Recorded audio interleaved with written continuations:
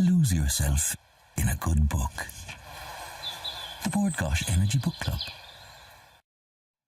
Thanks, Shane. Now, if you are going through the menopause or are feeling anxious about reaching the midlife mark, well, don't be. Because this morning we are celebrating your middle years. That is the title of a new book by the same name, which works as a how-to manual on how to embrace the ageing process through nutrition, sex, beauty and exercise. And here, with all of the details, are the authors of the book, Paula Mee and Kate O'Brien. You're both very welcome this morning, ladies. It's interesting that you're doing this because I'm currently putting together a series about menopause for Ireland viewers because we have a huge reaction to this topic. And we were just having a chat off air there saying there is a change in the way women want to talk about this. Firstly, they feel more free to discuss it and talk about it. And was that the impetus for writing the book, guys, that you felt it was a topic that now was ripe for having a conversation about? Yes, but we felt there still wasn't much information out there at all. There are some medically focused books, which even with my scientific background, I can't understand. And there was very little that really talked to me, and that's why, and Paula felt the same. And we wanted some, I wish we had this when, a couple of years ago when we started out with our problems.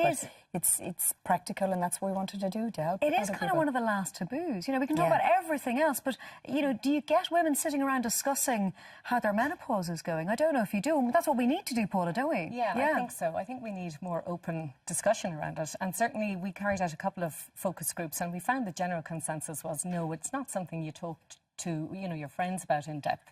And every woman's journey is different. Paula? We talk about everything else. Kids, sex, husbands, relationships failed or working otherwise. Why don't we talk about this? I'm not sure. I think it's cultural, and I think maybe our mothers, and their grandmothers probably weren't terribly open about this stage. And a lot of them just got on with it, obviously. And, I suppose what we're understanding now that it affects women differently, and that some of them, in fact, up to a quarter of them can be affected really badly by the menopausal symptoms. And it's these women that we really felt are suffering in silence. And they did actually come out, some of the ladies at the focus group, and tell us things that maybe they hadn't told their own girlfriends.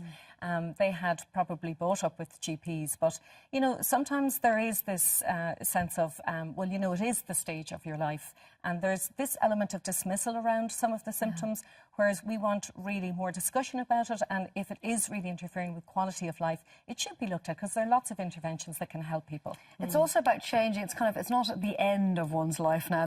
It's not the end of one's womanhood. It's, as you refer to it, the middle years. So there's a kind of a reclaiming of it and a kind of owning it and almost a celebrating of it and saying that this could be the best years of your life. Yeah, and if you embrace it, if you know what to expect, and if you know how to tackle a lot of the problems, which can be very easily resolved. And that's what the information is in this book, Kate. Tell us what's actually in the book, because it's a very practical, user-friendly guide, and you break it down into very defined chapters. Between Paula and myself, Paula's handled all the nutrition end, so there's general nutrition, there's looking at focusing on weight loss if needed, bone health, heart health, immune health. And then I've written a lot about beauty, skincare and beauty, because with your skin dries up. Your skin dries up as you get older, and regardless of your skin type, it's, you really need to look at that. I remember reading a stat somewhere that said it's the greatest change your skin will ever go through, even greater than your teenage years. Absolutely. Even greater. No, and we don't think about that at all, do we? Your hair changes, your hair dries. And then we have a big chapter on sleep. We've used an expert in the sleep centre in Oxford University, who's a professor there, who's wonderful. And just because sleep is a huge thing, and we can both vouch for that, because it affects every bit of your life. And then emotional health is I was about to say self-esteem, confidence, self-worth. You really go in depth into an awful... It's too much for us to go through, actually, in one slot. But as Kate was saying, Paula, you deal in nutrition specifically. And for women at home who are maybe approaching menopause or in the middle of menopause, nutrition can make, as it can at any stage of your life, a complete difference to how you're feeling and how well you can live your life. Yeah, and I think personally it really helped me to understand what was going on. But good nutrition can help everyone to feel more resilient and strong through the period of change, I think. So there's some, focus on specific foods that might help in the menopause. So, for example, soya-based products, which contain phytoestrogens, which can actually help. Tofu and your soya milk and stuff. And even edamame beans that you can buy frozen now in the supermarket, freezers. They're really helpful in terms of night sweats and hot flushes for some women. So we go through some of the foods that are particularly useful for the symptoms. And then obviously we know that post-menopause women are much more likely to suffer from heart disease and from osteoporosis, bone disease. So we go through those chapters in depth. Immunity is important, and obviously you know, our first line of defence is our digestive tract. So we really focus on the importance of looking after that, because a lot of people feel very bloated.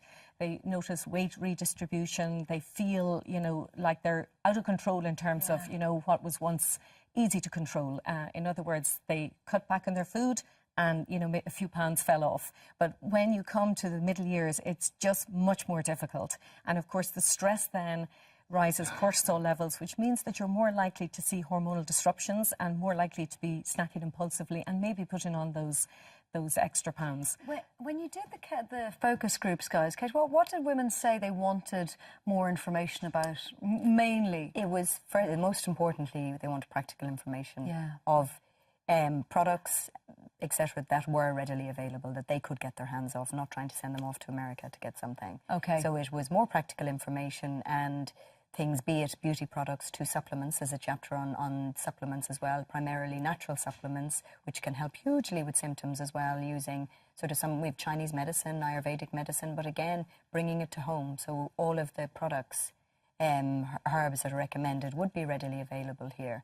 So that's really primarily, and I think the women also welcomed an open discussion where they could say how they felt and share stories. Were you surprised by any of the things that they said? Well, one woman who resonates with me, she's 42, and she said she went to go to the doctor 3 times before the doctor even mentioned it could be something to do with perimenopause. She's quite young, at 42. But a lot of people said this is where you've got to, from your 40s, your early 40s on.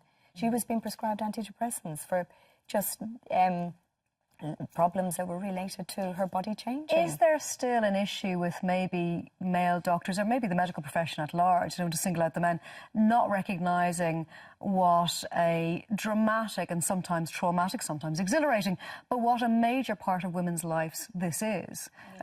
Do people still kind of not give it the credit it deserves or is due? I think we don't have research, certainly in Ireland, but the New England Journal of Medicine had an interesting paper recently which reported that many doctors, I think it might have been 1/3 of all doctors, felt they weren't well equipped to deal with menopausal symptoms in their patients. And so we need extra training, and we need more training. And obviously, I suppose the doctor won't have time to go into in-depth discussion about each symptom. There are over 40 symptoms that can affect a woman. And not everybody, thanks be to goodness, gets all 40. But so a lot of this we can take outside the doctor's surgery. We don't need the doctor really. It is very holistic, really. Yeah, I mean, the book is great. And as you said, Kate, it's for, you know, it's what you can do in your own home for yourself to equip you how to get through this stage in your life and the best, and to enjoy it and to make the most of it. Guys, it is wonderful. It really is. Your middle years, love them, live them, own them. I like it very much. Kate and Paula, I think it's an excellent book and much needed, clearly. And look forward to seeing you both soon. And well done to you both. Thank you both very much.